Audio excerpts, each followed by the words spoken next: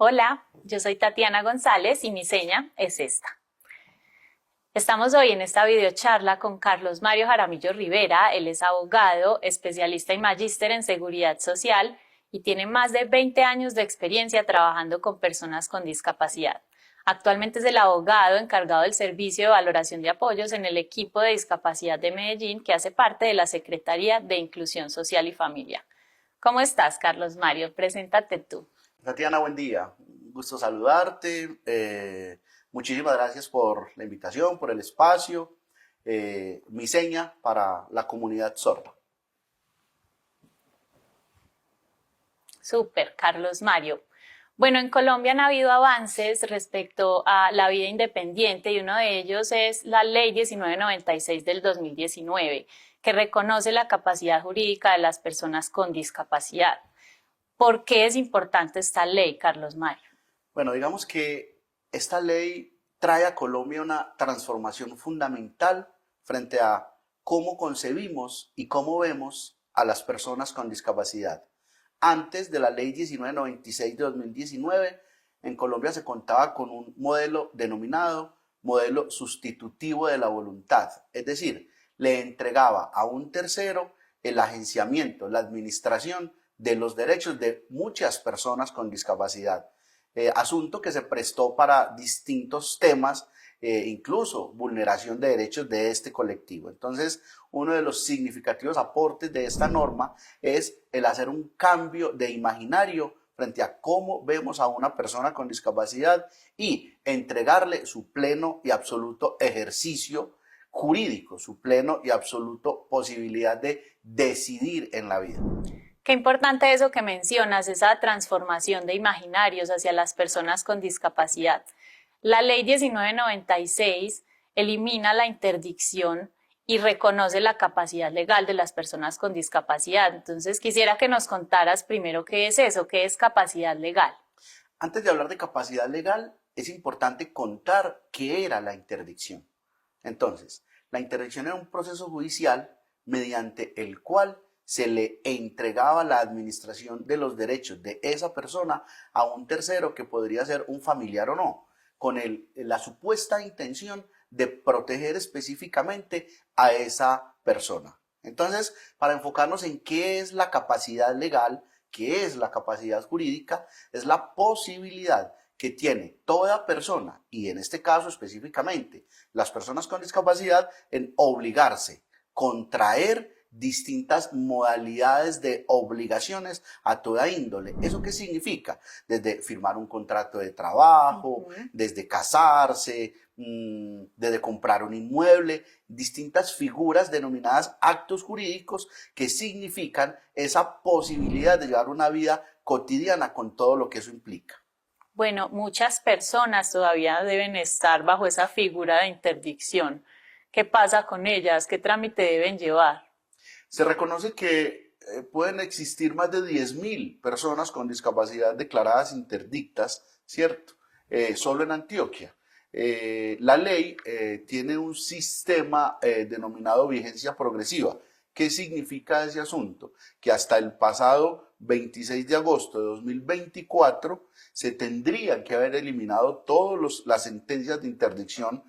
Para usar un término jurídico, se tendrían que haber anulado esas sentencias de interdicción de todas las personas en Colombia, situación que sin duda no ocurrió por muchísimas circunstancias. ¿Qué tiene que hacer entonces hoy una persona con discapacidad que se encuentre declarada interdicta?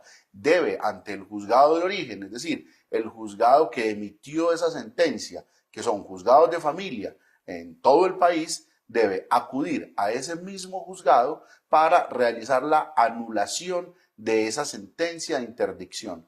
Eso se puede hacer de dos maneras. Uno, directamente por la persona con discapacidad a través de una solicitud formal al juzgado, o dos, a través de un tercero, que incluso podría ser quien fungía o quien tenía la calidad de curador en su momento, es decir, representante legal de esa persona con discapacidad mayor de edad.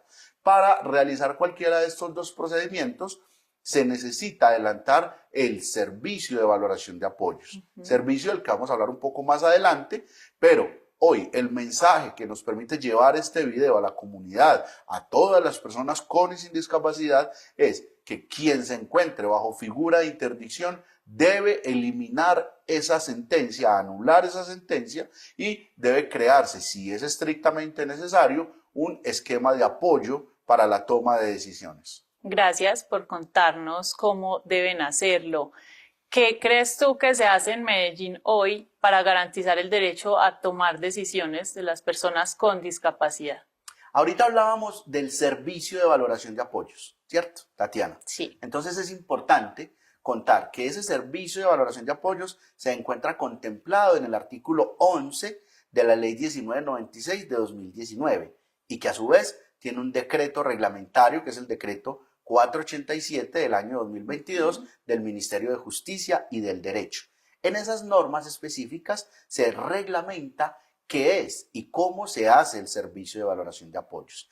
¿Qué es entonces? No es ni más ni menos que una entrevista que se realiza a la persona con discapacidad, a su red familiar, a su red de amigos, pueden ser distintos actores con unos propósitos específicos. ¿Cuáles? Primero, identificar si la persona con discapacidad manifiesta o no su voluntad de manera autónoma e independiente. Dos, si no manifiesta su voluntad de manera autónoma e independiente, se deberá identificar sus personas de mayor confianza para acompañarlo, asistirlo y apoyarlo en la toma de decisiones con efectos jurídicos. Eso significa la formalización de los apoyos a través de la intervención de un juez de la República, ¿cierto?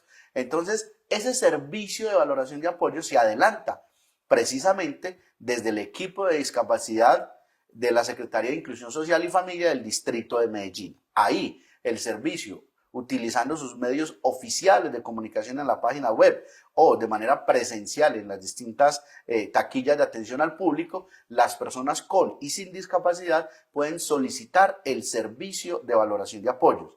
Deben allegar o anexar alguna documentación importante que ya se indicará en esos espacios. ¿Para qué? Para que desde el equipo de discapacidad se pueda adelantar ese servicio, se pueda llevar a cabo esa entrevista y se puedan identificar los factores que ya vimos. Es importante tener presente que este servicio es gratuito para la comunidad si se adelanta en el Distrito de Medellín, en la Personería de Medellín o en la Defensoría del Pueblo, pero también existen entidades privadas que pueden hacerlo, en ese caso sí, con algún costo.